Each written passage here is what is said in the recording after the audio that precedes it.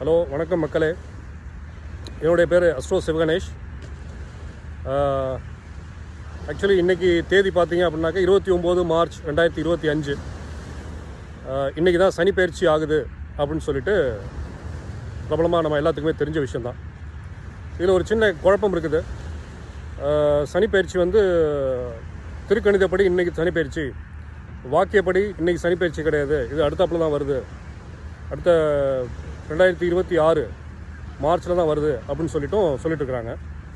So இந்த ஒரு டவுட்டை வந்து கிளாரிஃபை பண்ணுறதுக்காக உங்களுக்கு வந்து ப்ராக்டிக்கலாகவே நான் காமிக்கிறேன். ப்ராக்டிக்கலாகவே வந்து இந்த பிளானட்டரி பொசிஷன், இந்த கிரகங்கள் வந்து வானத்தில் என்னென்ன பொசிஷனில் இருக்குது அப்படிங்கிறத உங்களுக்கு நான் லைவாகவே காமிக்கிறேன்.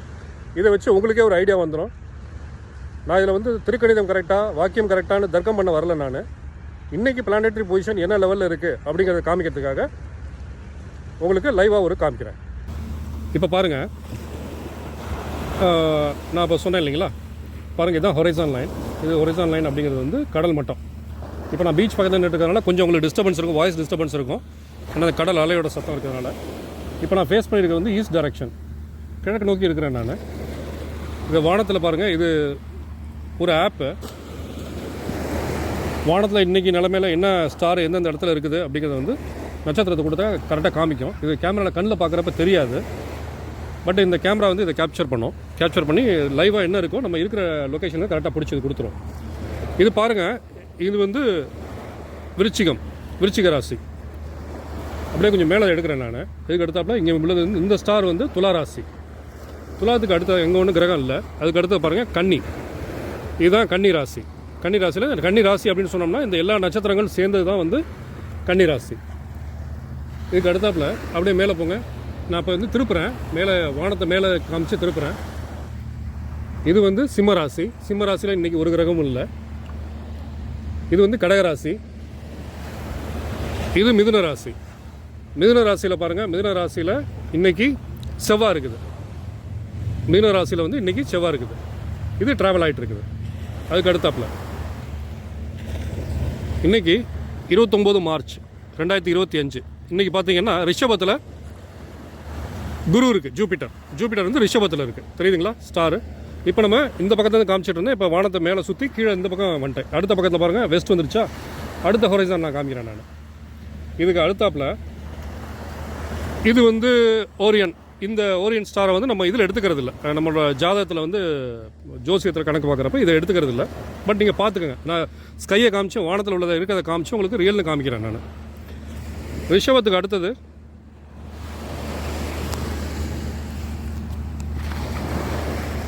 இது பாருங்கள், மேஷம் ஆடு ஷேப்பில் இருக்கா. இன்னும் இதில் வந்து இன்டர்நேஷ்னல் ஸ்பேஸ் ஸ்டேஷன் இந்த ஒரு பர்டிகுலர் லொக்கேஷனில் மூவ் ஆகிட்டு இருக்கு, சரிங்களா.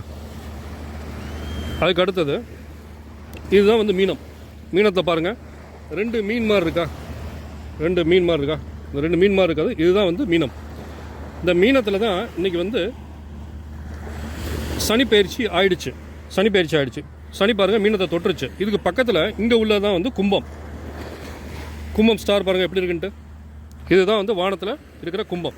இந்த கும்பத்தை விட்டு சுத்தமாக விலகிடுச்சு சனி இன்றைக்கி வந்து 29 மார்ச்சில் வந்து சுத்தமாக விலகி சனி வந்து மீனத்தை தொட்டுருச்சு. இந்த மீனத்தில் பார்த்தீங்கன்னா, மீனத்தில் இன்றைக்கி வந்து அமாவாசைங்கிறதுனால இந்த மூணு வந்து சரியாக தெரியல, கருப்பாக தெரியுது, கருப்பாக ஒரு டாட் மாதிரி தெரியுது. இதை நான் ப்ரெஸ் பண்ணுறேன், வேணா இது பாருங்கள், இது 3 காமிக்கும்.